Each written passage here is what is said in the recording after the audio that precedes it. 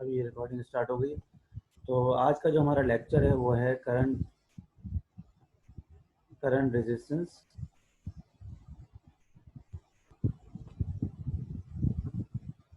और डाइलेक्ट्रिक और current resistance पे था। तो इसका जो है नेक्स्ट क्लास स्लाइड पे आते हैं। ये हमारे पास कुछ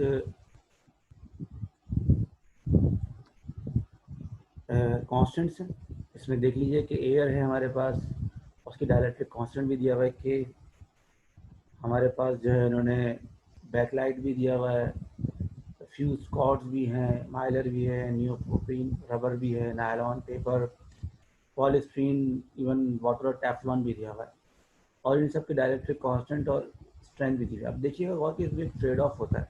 ट्रेड ऑफ से मुराद मेरी ये है कि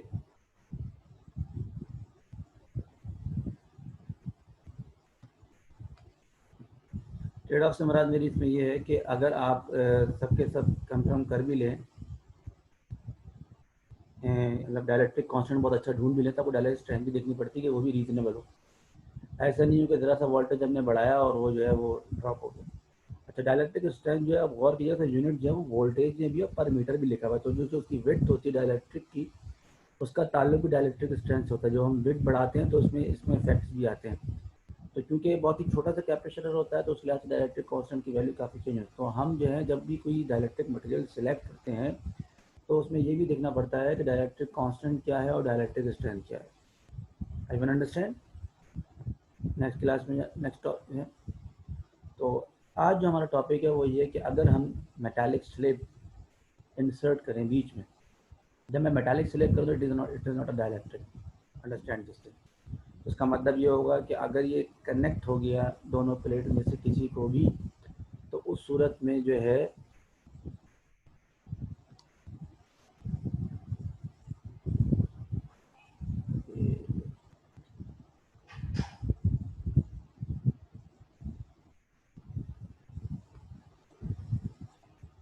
ये कुछ आवाज़ बहुत सुबह, इसके बहुत सारे इश्यूज होते हैं भाई। इसमें नेट का भी इशू है, सिर्फ मेरा इशू नहीं है। तो लेट्स सी अगेन। मैं थोड़ा ज़ोर से बोलने की कोशिश करूँ, उसके अलावा मैं तो कुछ नहीं कर सकता। अगर मेटालिक स्लेब इंसर्ट किया तो याद रखिए मेटालिक स्लेब जो है वो डाइलेक्ट्रिक नहीं है, इंसुलेटर नहीं है, वो एक मेटल है। मेटल जो है वो कंडक्टर होता है। इसका मतलब ये है कि अगर आपने इसको इंसर्ट के दरमियान में, तो it must not touch the capacitor plates, क्योंकि अगर वो उनको टच करेगा तो उस सूरत में कंडक्शन स्टार्ट हो जाएगी और आपके लिए काफ़ी मुश्किल हो जाएगी। तो हम एक प्रॉब्लम स्टडी करना चाह रहे हैं जिसमें हमने दो प्लेट्स के दरमियान जो है एक मेटालिक स्लैब को इंसर्ट किया जिसकी एक थिकनेस है और उसको बिल्कुल दरमियान में रखा है। और हम मालूम करना चाह रहे हैं कि find the capacitance of the device, कि इस ग्लास स्लेब के इंसर्ट होने की वजह से कैपेसिटेंस पर कोई फर्क पड़ेगा।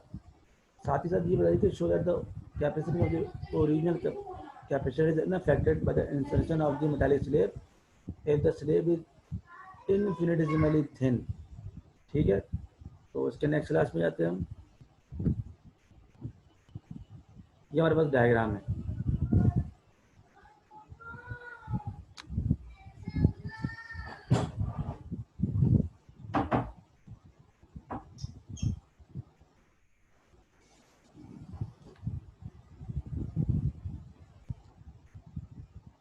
ये डायग्राम आपको नज़र आ रही है।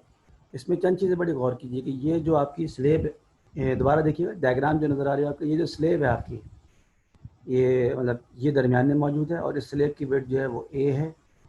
टोटल जो डिस्टेंस है before the insertion of the glass slab वो था डी। ठीक है, अब इसकी वजह से क्या हुआ है, क्योंकि मेटल भी जो है वो कंडक्टर होता है तो उसमें भी चार्जेस जो हैं वो due to the induction, opposite charge इस तरफ जमा हो गए, नेगेटिव पॉजिटिव चार्ज इस तरफ जमा हो गए। और इट लुक्स लाइक, क्योंकि ये डायलैक्ट्रिक नहीं है तो इसमें अमाउंट ऑफ चार्ज तकरीबन सेम हो सकता है। तो इस वजह से लगेगा ऐसा कि जैसे दो कैपेसिटर्स जो हैं वो पैरेलल कनेक्टेड हैं और दोनों की जो विड्थ है, एक की d-a/2 हो जाएगी, दूसरी की d-a/2 हो जाएगी। क्या ये कॉन्सेप्ट किसी के समझ में, डायग्राम समझना बहुत ज़रूरी है, उसके बाद ही सॉल्व होगा। If anyone have a problem just tell me now please.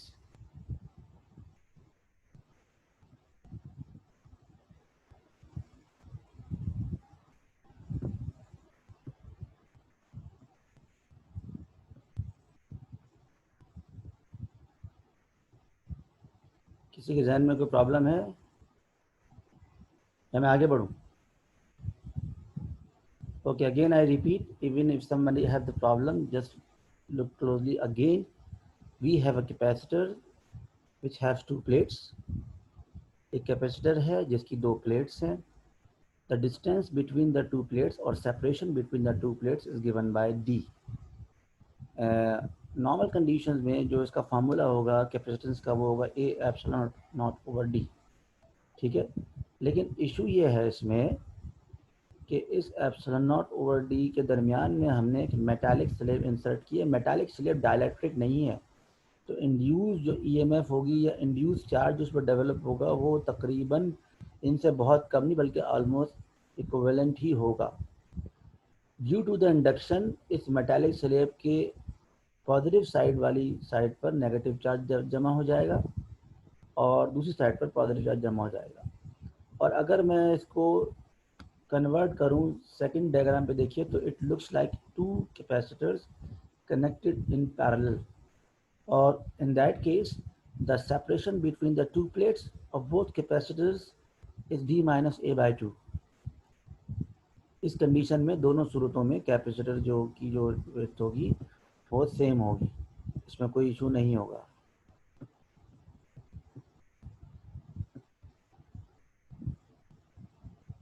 ठीक है, तो हम आगे बढ़ते हैं नेक्स्ट स्लाइड पे. अच्छा, डेटा मतलब व्हाट वी हैव, हमारे पास है क्या क्या चीज़ें. तो हम एक somehow we try to find mathematical expressions. So what we do, we have find यहाँ पर देखिएगा डेटा में हमारे पास सेपरेशन है, ओरिजिनल कैपेसिटर के डी, विड्थ और स्लेब है, और जो मैंने समझाया था वही मैंने लिख दिया कि it looks like two capacitor C1 and C2 and both have the separation between the two plates d minus a by 2. तो ये हमारे पास मौजूद है. किसी को इसमें कुछ सवाल करना है?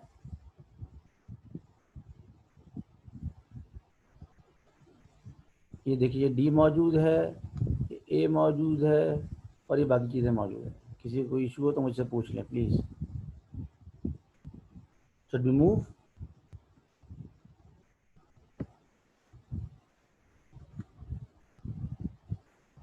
चलें जी, आगे अगली क्लास पे चलते हैं. कोई सवाल नहीं आ रहा? ऐसा बहुत मुश्किल है कि आपको सब समझ में आ रहा हो. कोई क्वेश्चन हो तो कोई लिहाज मत कीजिएगा, पूछ लीजिएगा. अच्छा, पैरेलल कॉम्बिनेशंस का जो कॉन्सेप्ट है, जिस अगर आपने resistance in series and parallel पढ़ा हो तो बिल्कुल अपोजिट होता है. Resistance in series and parallel में अगर रेजिस्टेंस सीरीज में कनेक्टेड हो तो उनका जो रेजिस्टेंस है वो बढ़ जाता है, जबकि पैरेलल कॉम्बिनेशन में उनकी रेजिस्टेंस कम हो जाती है. इनका बिल्कुल अपोजिट जो है वो कैपेसिटर्स में होता है. अगर कैपेसिटर सीरीज में कनेक्टेड हो तो उनकी कैपेसिटेंस जो है वो कम हो जाती है. कैपेसिटर अगर पैरेलल में कनेक्टेड हो तो उनकी कैपेसिटेंस बढ़ जाती है. तो इसमें गौर कीजिएगा कि हुआ क्या है कि दो कैपेसिटर्स आपस में पैरेलल में कंबाइन है. दोनों की जो कैपेसिटेंस है वो दी जा सकती है A epsilon not over D, जबकि यहाँ पर जो सेपरेशन है वो d माइनस a बाई 2 है दोनों की. दोनों को जब आप सॉल्व करेंगे in the end we have the final solution which is equal to epsilon naught A into d minus a. तो आप गौर कीजिए डिनोमिनेटर में जो वैल्यू है उसमें कुछ कमी आ गई है. नॉर्मल कंडीशन में इसकी वैल्यू सिर्फ d होती है. अब इसमें से जो ग्लास स्लेब की जो विड्थ है वो कम हो गई है, इस वजह से कैपेसिटेंस जो है बढ़ गई है. तो अगर आप किसी तरह से इस काबिल हों कि you can insert a metallic slab between the two plates, somehow you can increase the capacitance of the capacitor. Is that clear to everyone?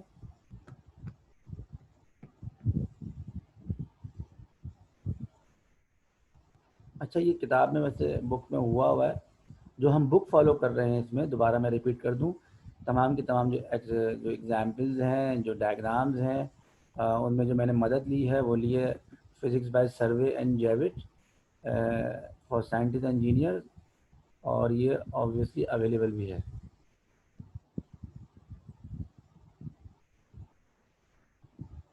अच्छा, लास्ट 2 लाइन जो है यहाँ की जो है. अच्छा, मैं दोबारा पूरा सवाल जो है जो मैंने कंसीडर किया उससे रिपीट करता हूँ, आप देखिएगा. देखिए, जो सेपरेशन है वो D है और जो विड्थ ऑफ स्लेब है वो A है. जैसा कि डायग्राम में बिल्कुल क्लियर है कि अगर आप स्लेब इंसर्ट करेंगे तो it looks like two capacitors connected in parallel. जो विड्थ होगी ईच कैपेसिटर्स की C1 एंड C2 की वो D माइनस ए बाई 2 होगी, और उसके बाद जो इक्वेशन बनेगी पैरेलल कम्बिनेशन है वो ये बन जाएगी।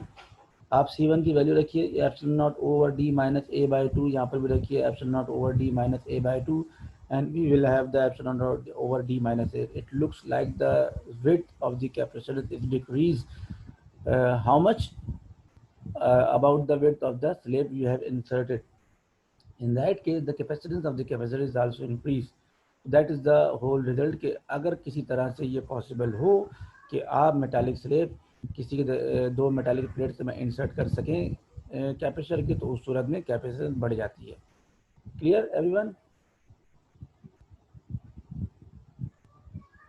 दो लाइनें मैंने दोबारा रिपीट की बजाय पूरा रिपीट कर दिया, किसी कोई इशू तो नहीं है भाई? ठीक है जी। अच्छा अब एक न्यूमेरिकल है, इसमें एक जो बी पार्ट था वो हमने नहीं किया, वो आपने करना है। और बी पार्ट ये था कि show that the capacitance of the original capacitor is unaffected by the insertion of the metallic slab if the slab is infinitesimally thin. तो what should we do? It looks like कि जो ए की value है limit A tends to 0, तो अगर automatically ए की जगह आप यहाँ पर 0 रखेंगे इस जगह पर, तो आप देखेंगे कि दोबारा जो रिज़ल्ट आएगा वो उस कंडीशन का आएगा कि बीच में कोई ग्लास स्लेब है ही नहीं, इसलिए कहते हैं कि इसकी वजह से कोई इफेक्ट नहीं होगा। ठीक है जी। दूसरा जो आपका एक असाइनमेंट होगा या आपको पढ़ना है, मैं असाइनमेंट तो नहीं कह रहा इसे, कि अगर ग्लास स्लेब हमने बिल्कुल दरमियान में इंसर्ट किया, अगर मैं इसको ऊपर ले जाऊँ थोड़ा सा, तो क्या जो ओवरऑल कैपेसिटेंस है वो बढ़ेगी या कम होगी या अनचेंज रहेगी? ये आप बुक में देखिएगा। मैं दोबारा रिपीट कर रहा हूँ कि दोबारा डायग्राम दिखा रहा हूँ, देखिएगा कि मैंने जो यहाँ पर ग्लास स्लेब इंसर्ट किए बिल्कुल दरमियान में सेंटर में किए, तो इस वजह से D माइनस ए बाई 2 या D माइनस ए बाई 2 है। ग्लास स्लेब की विड्थ वो सेम है, लेकिन मैंने बजाय इसके बिल्कुल दरमियान में रखने के इसको हल्का सा ऊपर ले लिया। ठीक है, अब अगर मैं इसको ऊपर ले गया हूँ तो ऑब्वियसली एक की कैपेसिटेंस, एक की जो विड्थ है वो ज़रा सी कम हो जाएगी, एक की जो विड्थ है ज़रा सी बढ़ जाएगी। तो आपसे सवाल ये है, मैथमेटिकली प्रूफ करना है, बुक देख सकते हैं, समझ सकते हैं, बुक में सॉल्व है, लेकिन मुझे समझाना भी है in terms of descriptive matter में। और वो ये कि इसकी जो कैपेसिटेंस है ग्लास स्लेब को ऊपर नीचे ले जाने से चेंज नहीं होगी, अनलेस कि आपने इसे टच नहीं किया हो किसी भी। क्या मैं समझा सका हूँ कि मैंने क्या आपको काम दिया है एवरीवन?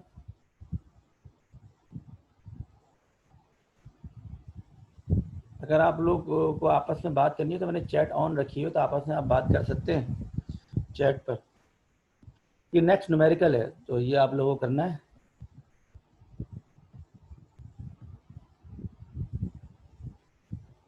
देखिए मैं ये कहना ये चाह रहा हूँ कि अगर ये जो ग्लास स्लेब है इसको मैंने बिल्कुल दरमियान में रखा है, मैंने इसकी वेट तब्दील नहीं की, इसको ज़रा सा खिसका के ऊपर ले गया, तो एक जो कैपेसिटेंस की जो विड्थ है वो D माइनस ए बाई 2 नहीं रहेगी, उसमें कुछ और चीज़ आ जाएगी, width of the slab still the same, और जो नीचे वाली है उसमें थोड़ी सी तब्दीली आएगी, वो बढ़ जाएगी। सवाल मेरा ये है कि कैपेसिटेंस ऑफ दी ओवरऑल जो सिंगल कैपेसिटर, उसकी ओवरऑल कैपेसिटेंस जो है वो अनचेंज रहेगी, बढ़ जाएगी या कम हो जाएगी? ये बुक में सॉल्व मौजूद है, थोड़ा समझने की कोशिश कीजिएगा। मैं चाह रहा हूँ कि ज़रा किताब से भी ताल्लुक़ आपका रहे। ठीक है जी। नेक्स्ट न्यूमेरिकल है और थोड़ा सा टाइम हमारे पास कम है, हम फिर 1 बजे दोबारा क्लास स्टार्ट होगी, मैं इसको ख़त्म करूँगा।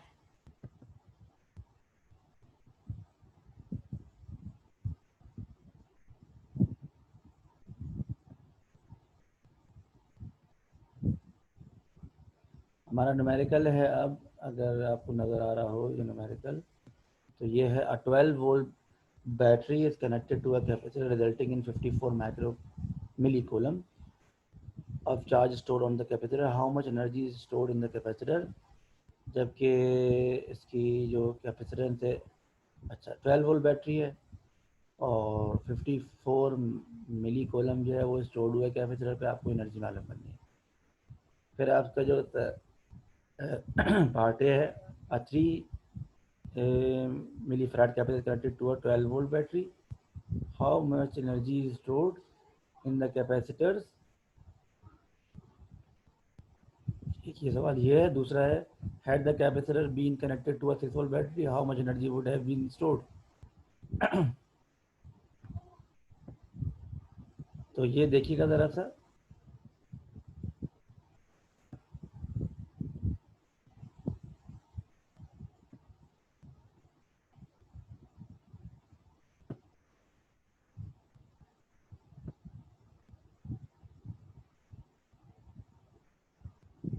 ये सवाल दो मिक्स हो गए ज़रा से, और ये नीचे है।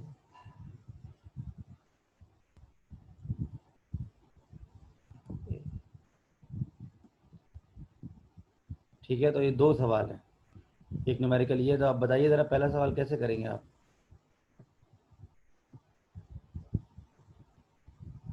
जी, किसी के जहन में कोई सवाल सॉल्व करें ज़रा सा, या मैं सॉल्व करूँ यहीं पर ही।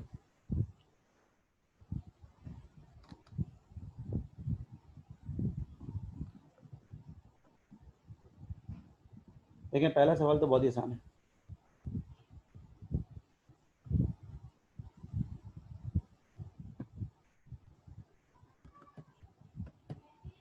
इसका जो डेटा है वो ये है,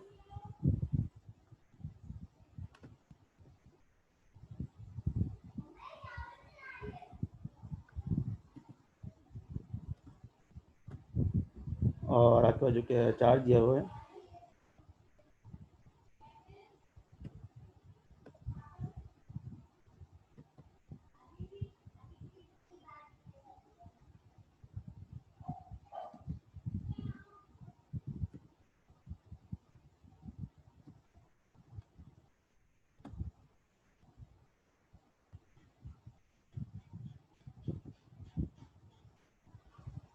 ये 10 की पावर 3 बनाने में ज़रा मसला हो रहा है इसमें एनोटेशन में, तो ये पावर 3 है।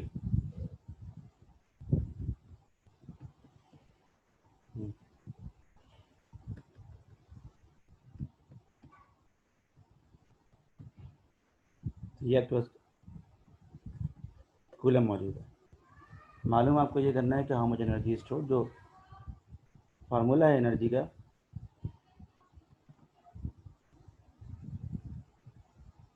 और आपको याद हो half C V square, capacitance है और वोल्टेज। वोल्टेज आपको मालूम है, जबकि आपको इसकी कैपेसिटेंस मालूम नहीं है। कैपेसिटेंस कैसे निकालेंगे, अंदाजा है?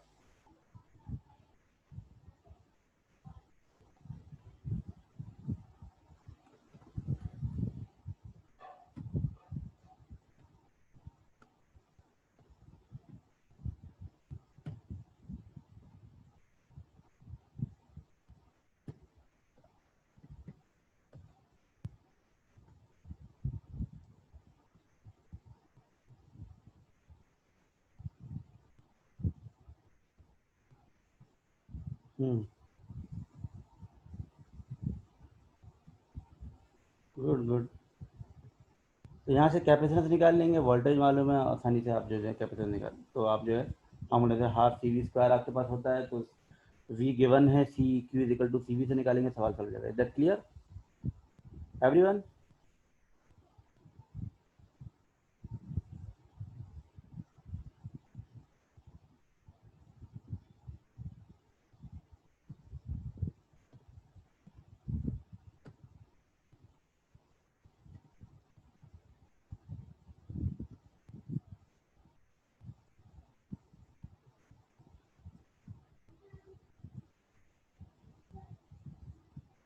ये सी वी स्क्वायर है शायद,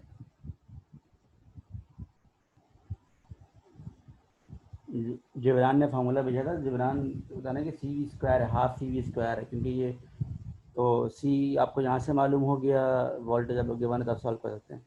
तो अब मैं इसको इरेज कर रहा हूँ, ठीक है, नेक्स्ट उस पर जाते हैं।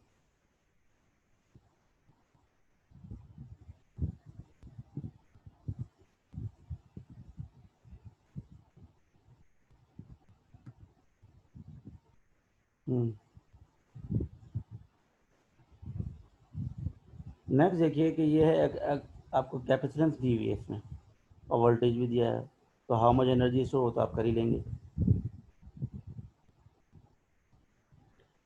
मसला नहीं। अब उन्होंने क्या है कि कैपेसिटर जो है अब जो है कनेक्ट कर दिया है 6 वोल्ट बैटरी से, तो अब जो है उसमें कितनी एनर्जी स्टोर होगी। ठीक है, पहले वो 3 मिली फैराड था, 12 वोल्ट था, एनर्जी आपके पास आ गई। अब आपके पास एनर्जी भी आ गई है, वो बराबर है हाफ सीरीज के, जिसमें कैपेसिटेंस वही है। ठीक है, जबकि वोल्टेज उन्होंने चेंज कर दिया है। तो अब कैपेसिटेंस एनर्जी में चेंज कितना आएगा, तो वो आप आसानी से निकाल सकते हैं। आप वोल्टेज चेंज कर दें तो 1/4 हो जाएगी तकरीबन। आप अगर कोशिश करें कि वही चीज़ रखें तो तकरीबन जो है, क्योंकि CV² है तो वोल्टेज की जो वैल्यू है वो 1/2 हाफ हुई है, तो स्क्वायर होने की वजह से 1/4 हो जाएगा। तो इस कंडीशन में कर या वैसे डायरेक्ट का वैल्यू रख ले। तो इस तरह से ये सवाल जो है बहुत ही आसान है, जो कि मैंने आपको दिया तो समझाने के हद तक।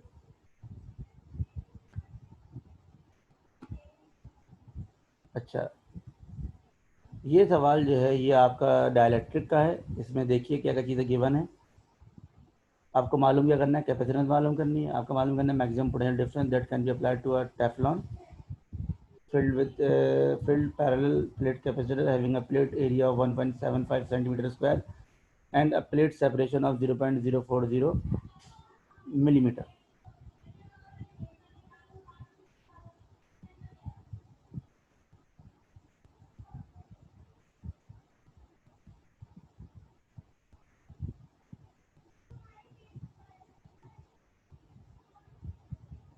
ठीक है, टेफ्लॉन की जो आप आपको तमाम चीज़ें दी हुई हैं इसमें ना। अगर आप पिछले ही मैंने चार्ट दिया हुआ है, उसमें टेफ्लॉन की भी कैपेसिटेंस डायलेक्ट्रिक कांस्टेंट दिया हुआ है कि आपको मालूम है। तो आपको पहले क्या निकालना है, एक्चुअली पहले निकालनी है आपकी C0, कि अगर किसी किस्म का डायलेक्ट्रिक मटेरियल फील्ड ना हो तो वो क्या होगा। फिर उसके बाद टेफ्लॉन का जो डायलेक्ट्रिक कांस्टेंट के उससे निकाल लेना, ये वैल्यू निकल आएगी। आपके समझ में आ गई बात एवरीवन। मैं क्लास ऑफ कर रहा हूँ, फिर मैं 1 बजे दोबारा क्लास ऑफ ऑन करूँगा। अच्छा, थोड़ी देर के लिए मैं जो हूँ वो ऑन कर रहा हूँ आवाज़।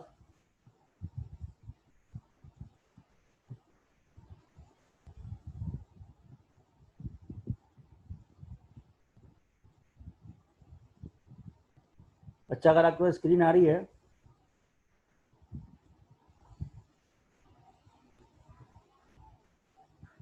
और आप कुछ चीज़ लिखना चाह रहे हैं इस पर, तो न्यूमेरिकल के हवाले से तो वो लिख सकते हैं। इस बात का ख्याल रखें कि मेरे पास जो भी लिख रहा होगा उसकी उसका नाम आ जाएगा। इस स्क्रीन पर आप चाहें तो एनोटेट भी कर सकते हैं बाय यूजिंग एनोटेशन। तो सवाल है तो बोलने, मैंने आपको अनम्यूट करने की इजाज़त दे दी है।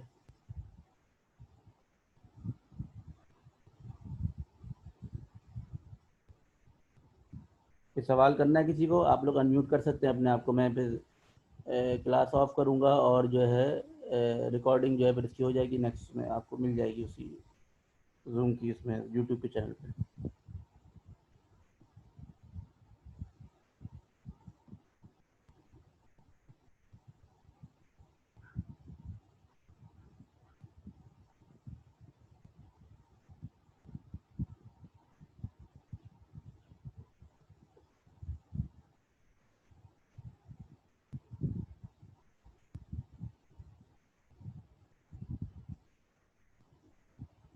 जी जी, आप अपना माइक ऑन कर सकती हैं मैमूना, और बोल भी सकती हैं जब कुछ कहना है आपको। हेलो। जी सर, सर गलती से आ गया। ठीक है, सही, ठीक। सर ये बता दें प्लीज़ कि C0 कैसे मालूम करें। बेटा ज़रा ज़ोर से बोले, आवाज़ नहीं आई मुझे बिल्कुल भी। सर ये C0 कैसे मालूम करेंगे ये बता दें।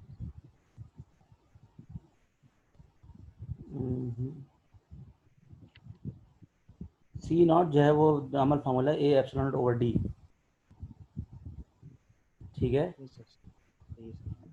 तो अगर आप ए आपको मालूम है, एप्सिलॉन आपको मालूम है, और सेपरेशन भी आपको दी हुई है। ठीक है, सही है। तो आप जी C0 निकाल लेंगे, और आपको पुराने उसमें मैंने सी का रिलेशन C0 के साथ दिया था। अगर डायलेक्ट्रिक आ जाए तो आपको सिर्फ सर। करना ये है कि टेफ्लॉन का डायलेक्ट्रिक कांस्टेंट लेकर उसमें रख देना। ठीक है,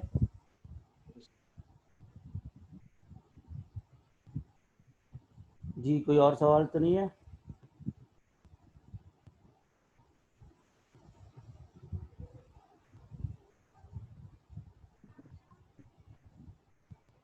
नसीम मुश्ताक ने पूछा है कि क्यू नॉट सी नॉट क्यों फाइंड करेंगे। इसका रीज़न ये है कि डायरेक्ट आप कैपेसिटेंस नहीं निकाल सकते डाइलेक्ट्रिक की। आपको सिर्फ वो रेशियो मालूम है कि डाइलेक्ट्रिक स्लेट के इंसर्ट होने की वजह से कितना चेंज आएगा, तो वो कर सकते हैं, तो वो करेंगे हम। ठीक है, आप अगर इजाज़त दें तो हम रिकॉर्डिंग स्टॉप करें और हम लेते हैं कोई 20 मिनट्स का ब्रेक। ठीक है, आप लोगों में से बहुत सारे लोग सिर्फ अभी उठे होंगे और नाश्ता भी नहीं किया होगा, तो इसी 20 मिनट में आप नाश्ता वाश्ता कर लें भाई। ठीक है, और जो कुछ भी है, और फिर दोबारा जो है तकरीबन 40 मिनट्स की एक और क्लास होगी, वो स्टार्ट करते हैं। ठीक है,